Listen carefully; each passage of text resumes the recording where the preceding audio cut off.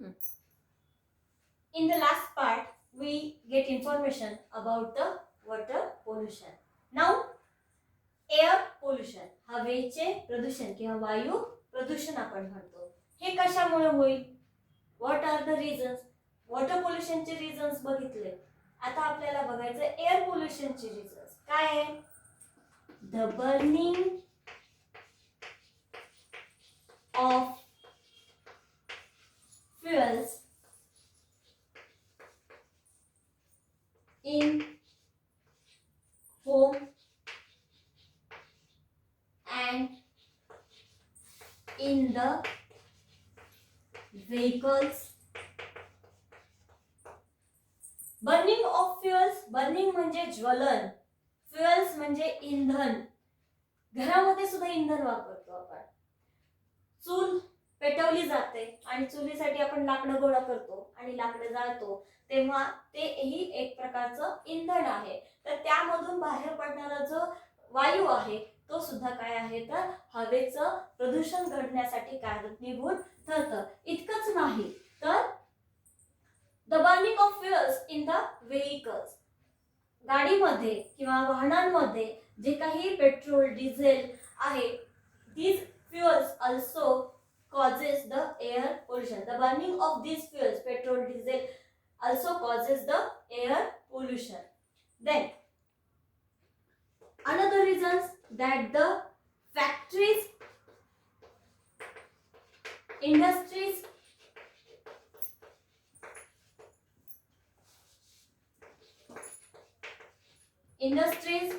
also releases the smoke in the air. आणि हवेमध्ये जो काही धूर आहे तर त्यांच्या वाटे सुद्धा कारखाने असतील, इंडस्ट्रीज असतील तर त्यांच्या थ्रू सुद्धा काय होतो, मोठ्या प्रमाणामध्ये जे काही धूर आहे तर तो धूर सुद्धा हवेमध्ये सोडला जातो, ज्याच्यामुळे सुद्धा काय घडून येतं तर एअर पोल्युशन किंवा हवेचं प्रदूषण घडून येतं. इतकंच नाही तर cutting of trees, cutting of trees, जर तुम्ही झाडे कट केलात तर यामधून जे काही बाहेर पडणारे वायू आहे हे ऍब्सॉर्ब करतील का? ऍब्सॉर्ब करत नाहीत आणि त्यामुळे काय होतं, हवेचं प्रदूषण हे मोठ्या प्रमाणामध्ये घडून येतं. Okay, everyone understand? Then our next point that is the soil pollution. Soil pollution third, मातीचे प्रदूषण. आता तुम्हाला प्रश्न पडला असेल, मातीचं प्रदूषण म्हणजे काय? When the factories, industries releases or let out the wastewater on open land, industries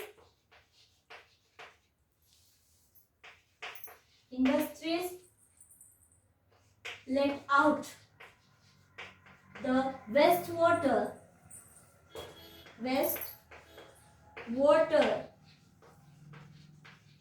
on open land.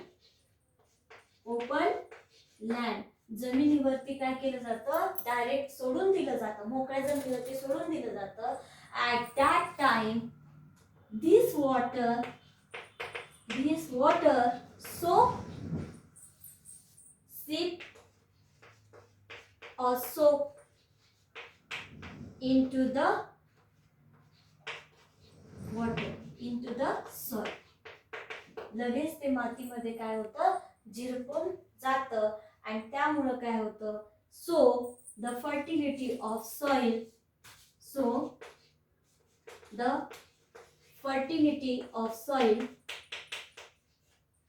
decreases or reduced. Fertility of soil is reduced. जी काही सुपीकता आहे मातीमध्ये, पिकांना वाढण्यासाठी लागणारे जे काही घटक आहेत तर त्या घटकांचं प्रमाण कमी होतं, म्हणजे दॅट सॉइल बिकम अनफर्टाईल, नापीक बनते. त्या जमिनीमध्ये कुठल्याही प्रकारचं पीक येऊ शकत नाही जर अशा पद्धतीने कारखान्यातलं पाणी जर जमिनीवरती सोडून दिलं जात असेल. इतकंच नाही farmers uses chemical fertilizers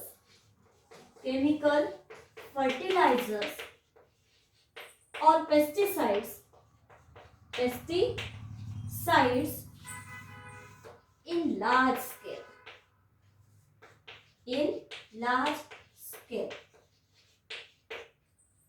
For getting more profit in the agriculture field, the farmers he uses chemical fertilizers and pesticides in large scale or on large scale. मोठ्या प्रमाणात जास्तीत जास्त प्रमाणात उत्पन्न मिळवण्यासाठी तर रासायनिक खतांचा आणि कीटकनाशकांचा वापर या ठिकाणी काय केला जातोय, वाढत जातोय. आणि त्यामुळे काय होतं तर some of them fertilizers and pesticides or the chemicals that seeps into the soil, that also flow with the rainwater and reaches to the water sources. इतकंच नाही तर जे काही केमिकल्स आहेत तर ते केमिकल्स सुद्धा काय होत आहेत तर पावसाच्या पाण्यासोबत वॉटर सोर्सेस जे काही आहेत, नदी असेल समजा जवळ किंवा विहीर असेल तर त्या विहिरीमध्ये सुद्धा काय होतं मिक्स होत आहेत, पाण्यामध्ये मिसळले जात आहेत. आणि इतकंच नाही तर जमिनीमध्ये असलेले जे काही सूक्ष्मजीव आहेत तर त्या सूक्ष्मजीवांना सुद्धा मारले जातात आणि त्यामुळं that soil becomes infertile.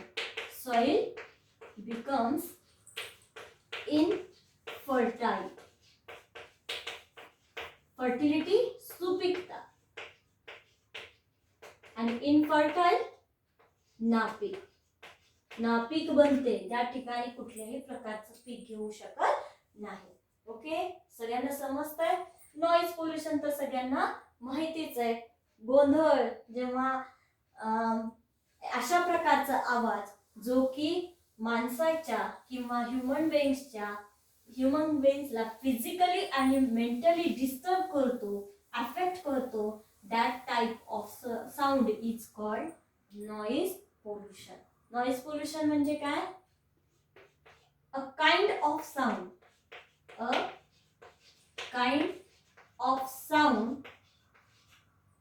which affects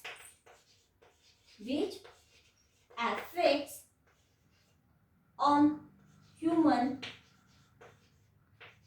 being physically or mentally. मानसिक आणि शारीरिक त्रास जर होत असेल तर त्या प्रकारच्या आवाजाला आपण नॉइज पोल्युशन असं म्हणतो. ओके, सगळ्यांना समजतंय. एअर पोल्युशन मध्ये जे काही गॅसेस आहेत, for example carbon dioxide, carbon monoxide, these kinds of gases are very harmful for us. ही जी दोन गॅस आहेत ते आपल्यासाठी किंवा लिव्हिंग थिंग साठी अतिशय हार्मफुल आहेत.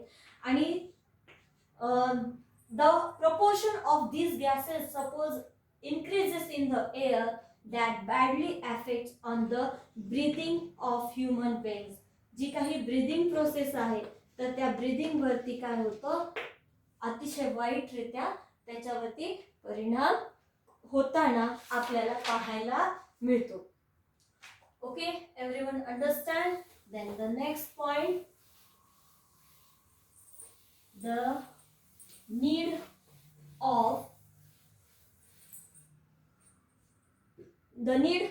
to maintain the environment balance. The need to maintain environment balance. आतापर्यंत आपण जंगल तोड बघितलो किंवा जे काही ह्युमन ऍक्टिव्हिटीज आहेत, डिफॉरेस्टेशन, ह्युमन ऍक्टिव्हिटीज आपण बघितलो ज्याच्यामुळं आपल्याला बऱ्याचशा गोष्टी लक्षात आल्या. ते म्हणजे की त्याचा परिणाम एन्व्हायरमेंट वरती किंवा आपल्यावरती कशा पद्धतीने झालाय. The living things and non-living things are both related to each other. जे काही एन्व्हायरमेंट मधल्या लिव्हिंग थिंग्स आहेत, नॉन लिव्हिंग थिंग्स आहेत, त्या दोघंही एकमेकांवरशी रिलेटेड आहेत किंवा रिलेशनशिप मध्ये आहेत. Suppose any part of this factors is totally disappeared, जर समजा यातला एकही घटक जर समजा नष्ट झाला, that affected on the next factor, आणि त्या दुसऱ्या फॅक्टरवरती सुद्धा त्याचा परिणाम आपल्याला बघायला मिळतो. आणि हे सगळं काय कशामुळे झालेलं आहे, तर due to human intervention in the nature large scale. जर बघितलं तर जी काही नैसर्गिक चक्र आहे, तर त्या चक्रामध्ये मानवाने केलेला जो हस्तक्षेप आहे, तर त्या हस्तक्षेपामुळे आपल्याला बघायला मिळतं. काय झालेलं आहे, what happen when if due to the human intervention in the nature large scale changes are taking place in the air, water and land. जी काही हवा आहे, पाणी आहे किंवा जमीन आहे, तर त्याच्यामध्ये आपल्याला बऱ्याचशा प्रमाणामध्ये बदल झालेले बघायला मिळतात ॲज अ रिझल्ट. आणि त्याचाच परिणाम काय आहे, the existence of living thing due to intervention of human in the nature. जे काही नैसर्गिक चक्र आहे, त्या नैसर्गिक चक्रामध्ये जे काही मानवाचा हस्तक्षेप आहे, त्याच्यामुळे काय झालेलं आहे, the existence of living things, the existence of living thing. जी काही सजीव आहेत, तर त्या सजीवांच्या अस्तित्वात जे काही परिणाम आहेत किंवा त्यांच्या अस्तित्वाला धोका निर्माण झालेला आहे. The existence of living thing is threatened, नामशेष होण्याच्या मार्गावर आलेला आहे. While several living things have already become extinct. आणि त्यातल्या त्यात काही असे आहेत की या निसर्गातूनच काय झालेले आहेत, नाहीशी झालेली आहेत. फॉर एक्झाम्पल डोडो नावाचा ॲनिमल जो आहे, तो टोटली नाहीसा झालेला आहे. त्याच्यानंतर इंडियन चित्ता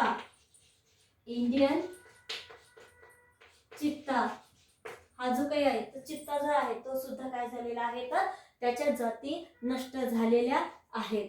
if one factor of environment, मग असे सांगितलं, एखादा घटक जर एन्व्हायरमेंट मधला जर नाहीसा झाला तर काय होतं, is damaged if it's relationship with other factors also get affected. त्याचा परिणाम दुसऱ्या घटकांवरती, त्याच्याशी रिलेटेड असलेल्या दुसऱ्या घटकांशी सुद्धा बघायला मिळतो. And environmental balance is disturb. For example caterpillar कशी जगते, ऑन ग्रास, बरोबर आहे. वनस्पती आहे, वनस्पतीवरती कॅटरपिलर जगतो, खाऊन जगतो. कॅटरपिलर वरती फ्रॉग, बेडूक जगतो. बेडकाला कोण खातं, स्नेक. स्नेकला कोण खातं, ईगल खाते. Suppose the grass totally disappear from the earth land. पृथ्वीच्या जमिनीवरून जी काही गवत आहे, ते गवत किंवा वनस्पती आहे, ती नष्ट झालेली नाहीच आहे. The caterpillar can live, no, it also disappear, it also extinct. If the caterpillar extinct, then frog also extinct, then snake also extinct, then eagle also extinct. One by one, if they will not get their food, because all these get the food from the nature, from the forest. आणि हे सगळ्यांना अन्न कुठून मिळतं, तर जे काही पर्यावरण आहे, त्या पर्यावरणामधूनच मिळतं. तर अशा पद्धतीने काय होतं, एक नष्ट झालं की दुसरा. म्हणजे if one factor is damaged from the environment, that easily affects on the other relationship with its. आणि त्याच्याशी रिलेटेड असलेला जे काही अदर फॅक्टर आहे तर त्यावरती सुद्धा परिणाम आपल्याला झालेला बघायला मिळतो. ओके, कळतंय? But today the process of extinction of living things is taking place at the much faster rate. परंतु हे जे प्रमाण आहे एक्सटिंक्शनचं ते सध्या दिवसेंदिवस वाढत चाललेलं आहे. सगळ्यांना समजतंय? So it is necessary to make sure और to aware about the environment. आणि त्यासाठी आपल्याला एन्व्हायरमेंटची जे काही रिलेटेड गोष्टी आहेत तर त्यांच्याशी जागृत असणं गरजेचं आहे. Next point, our needs and environment. बघा, प्रत्येक गोष्टी ह्या एन्व्हायरमेंटशी रिलेटेड आहे. प्रत्येक गोष्ट पर्यावरणाशी रिलेटेड आहे. अवर नीड्स मगाशी सांगितलं, there are basic needs, food, air, water and shelter. These are the basic needs and these totally fulfilled from the environment. आणि ह्या कुठून फुलफिल होतात, कुठून कंप्लीट होतात, तर या फक्त आणि फक्त एन्व्हायरमेंट मधूनच मिळतात. The all people get their needs from the environment, so we totally depend upon the environment. Then food, water, clothes are the needs of human beings. Also many other different kinds and materials obtained from the environment. इतकंच नाही तर जे काही other materials आहेत आपल्याला लागणारे ते सुद्धा कुठून पूर्ण होतात, तर एन्व्हायरमेंट मधून कंप्लीट होतात.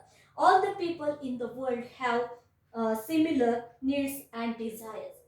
फक्त आपल्याच बाबतीत आहे का? नाही, तर वर्ल्ड मध्ये जेवढी लोक आहेत तर त्या सगळ्यांच्या गरजा आणि त्यांच्या सोयी ह्या सुद्धा काय आहेत, तर एकसारख्याच आहेत. And so they fulfil their needs from using these materials which are available in the environment. And so by using more techniques and more other work they help to fulfill their needs. आणि इतकंच नाही तर सायन्सने जी काही प्रगती केलेली आहे तर त्या प्रगतीतून काय केलेलं आहे, तर अशा पद्धतीने लोकांच्या गरजा पूर्ण करण्याचा प्रयत्न केला गेलेला आहे. As a result the environment is being degraded rapidly. आणि त्यामुळं जे काही एन्व्हायरमेंट आहे, पर्यावरण आहे, तर त्याचा ऱ्हास जो आहे तो आपल्याला मोठ्या प्रमाणात आणि जलद गतीने होताना पाहायला मिळतो.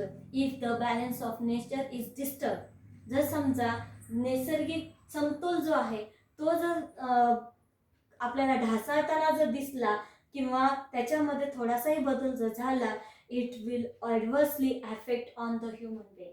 जर निसर्गाचा समतोल जर बिघडला तर त्याचा परिणाम आपल्यावरती सुद्धा होऊ शकतो. So we need to be aware that we ourselves are a part of environment, a part of nature, and we need to take steps to prevent the degradation of environment. आणि जो काही पर्यावरणाचा ऱ्हास आहे तो पर्यावरणाचा ऱ्हास होऊ नये याकडे सुद्धा आपण लक्ष देणं गरजेचं आहे. सगळ्यांना समजतंय? इतकंच नाही, आत्ताच आपण बघितलं या करोनाच्या काळामध्ये सुद्धा काय प्रत्येक जण घरी असल्यामुळे पूर्ण जगामध्ये ही स्थिती आलेली असताना आपण सगळेजण घरात होतो, तर त्याचा परिणाम सुद्धा आपल्याला आपल्या एन्व्हायरमेंट वरती होताना दिसलेला आहे. बऱ्याचदा तुम्ही बातम्या सुद्धा बघितलेल्या आहेत की त्यामध्ये सांगण्यात आलेलं होतं की जो काही ओझोनचा लेअर आहे तो रिअपिअर झालेला आहे. ज्या ज्या ठिकाणी तो डिसअपिअर झालेला होता तर त्या ठिकाणी परत तो भरून निघताना दिसला. इतकंच नाही तर आपल्याकडे जो पावसाचा दुष्काळ किंवा आपण म्हणतो पाण्याचा दुष्काळ होता तो सुद्धा आपल्या यावर्षी जाणवला नाही. पाऊस पाहिजे त्यापेक्षा जास्ती प्रमाणामध्ये पडताना आपल्याला बघायला मिळाला. इतकंच नाही तर वातावरणामध्ये जी काही गरमी आहे, जे ग्लोबल वॉर्मिंग आपण म्हणतोय, तर ते सुद्धा आपल्याला प्रमाण कमी झालेलं बघायला. पण हे कशामुळे झालं, तर एक कटिंग ऑफ ट्री स्टॉप झाली, सेकंड एअर पोल्युशन होतं ते स्टॉप झालं. देन जे काही वॉटर पोल्युशन होतं ते स्टॉप झालं. इतकंच नाही तर इतक्या कित्येक काळापासून चालत आलेली आपली वाहत आलेली जी गंगा नदी आहे, तर ती गंगा नदी सुद्धा या काळामध्ये, या करोनाच्या लॉकडाऊन मध्ये आपल्याला ती प्युअर होताना किंवा स्वच्छ झालेली पाहायला मिळालेली आहे. बऱ्याच जणांनी व्हिडिओ सुद्धा बघितलेले असतील. तर अशा पद्धतीने एफेक्ट ह्या एन्व्हायरमेंटचा, आपण चांगलं राहिलं तर तो आपल्याला चांगलं देईल आणि आपण जर त्याला वाईट दिलं तर तो सुद्धा आपल्याला वाईट देईल. याचं साक्षात उदाहरण आपल्याला या दिवसामध्ये बघायला मिळालेलं आहे. त्याच्यानंतर आता जे सांगितलं मी, global efforts for protection of the environment. आता हे पूर्वीपासून आपण जे काही पर्यावरणाचा ऱ्हास व्हायला लागलेला बघितलेला आहे, तर तो पर्यावरणाचा ऱ्हास होऊ नये म्हणून त्यासाठी बऱ्याच देशांमध्ये काय केलेले आहेत, तर काही उपाय केलेले आहेत, काही मेजरमेंट्स घेतलेले आहेत, मेजर्स तयार केलेले आहेत, उपाय केलेले आहेत. तर ती कोणकोणती आहेत, तर efforts to maintain the efforts to maintain biodiversity. Biodiversity जी काही एक पर्टिक्युलर एरिया आहे, ज्या एरियामध्ये वेगवेगळ्या प्रकारच्या वनस्पती आणि प्राणी बघायला मिळतात, तर त्यांना आपण बायोडायव्हर्सिटी म्हणतो. आणि ही जैवविविधता टिकवून ठेवण्यासाठी आपण काहीतरी प्रयत्न केलेले आहेत. मग कोणकोणते आहेत? The several projects are being implemented at the international level to maintain the balance of nature. आंतरराष्ट्रीय स्तरावरती काही प्रोजेक्ट्स हातात घेतलेले आहेत, जेणेकरून जो काही नेचरचा समतोल आहे, नैसर्गिक समतोल आहे, तो टिकवून ठेवला जातोय. Many countries of the world are enacting laws that will help to prevent the pollution of air, water and soil. इतकंच नाही तर बऱ्याचशा देशांनी काही कायदे सुद्धा तयार केलेले आहेत, ज्याच्यामुळं जे काही हवेचं प्रदूषण आहे, पाण्याचं प्रदूषण आहे, मातीचं प्रदूषण आहे, तर ते थांबवता येईल. बऱ्याचदा आपण बघतो. त्याच्यानंतर आता आपल्याला बघायचंय efforts to maintain the biodiversity, म्हणजे जे काही कार्य केली गेलेली आहेत जैवविविधता टिकवून ठेवण्यासाठी, तर ते कोणकोणती आहेत, तर जे काही वेगवेगळ्या ठिकाणावरच्या वनस्पती असतील तर किंवा प्राणी असतील, तर त्यांचं अस्तित्व टिकवून ठेवण्यासाठी काही जागा हाती घेण्यात आलेल्या आहेत. तर त्या जागेवरती त्यांचं संगोपन केलं जातं, त्यांचं संरक्षण केलं जातं. तर अशी काही जागा आहेत ज्याच्यामध्ये आपल्याला बघायला मिळतं. एक म्हणजे बायोडायव्हर्सिटी पार्क. बायोडायव्हर्सिटी पार्क म्हणजे काय, तर जैवविविधता उद्यान. ज्या ठिकाणी काय केलेलं आहे, तर एक विशिष्ट जागा हाती घेऊन त्या जागेवरती जी काही प्राणी आहेत किंवा त्यांच्या जाती नष्ट व्हायला आहेत, तर त्या जातीच्या प्राण्यांना, वनस्पतींना तिथं संगोपन केलं जातं. मग काय केलं जातं, बायोडायव्हर्सिटी पार्क. काय, अन एरिया ह्या डेफिनेशन्स तुम्हाला एक्झाम मध्ये, परीक्षेमध्ये विचारल्या जातात. बायोडायव्हर्सिटी पार्क म्हणजे काय, what is mean by the biodiversity park? An area which is reserved for protecting, for the purpose of conservation and protecting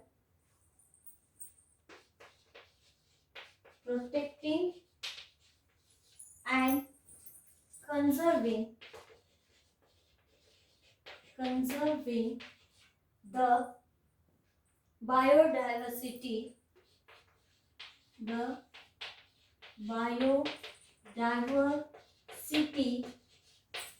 of a region. एका पर्टिक्युलर क्षेत्रातला जी काही जैवविविधता आहे तर ती टिकवून ठेवण्यासाठी एक पर्टिक्युलर क्षेत्र निवडलं जातं आणि त्या ठिकाणी त्यांचं रक्षण आणि संगोपन ह्या दोन्ही गोष्टी केल्या जातात. तर त्या काय म्हणतात, is called biodiversity park. It is most important definition. An area which is reserved for the purpose of protecting and conserving the biodiversity of a region. एका पर्टिक्युलर क्षेत्रामध्ये असलेली जैवविविधता टिकवून ठेवणं आणि त्याचं संरक्षण करणं, अशा जागेला काय म्हणतात, अशा क्षेत्राला काय म्हणतात, जैवविविधता उद्यान. In this area biodiversity is preserved and studied. याच ठिकाणी प्रिझर्वेशन पण केलं जातं, प्रिझर्व अँड स्टडीड. आणि बरीचशी लोक जी आहेत ती काय करतात, तर त्या प्राण्यांचा, त्या वनस्पतींचा अभ्यास सुद्धा करतात.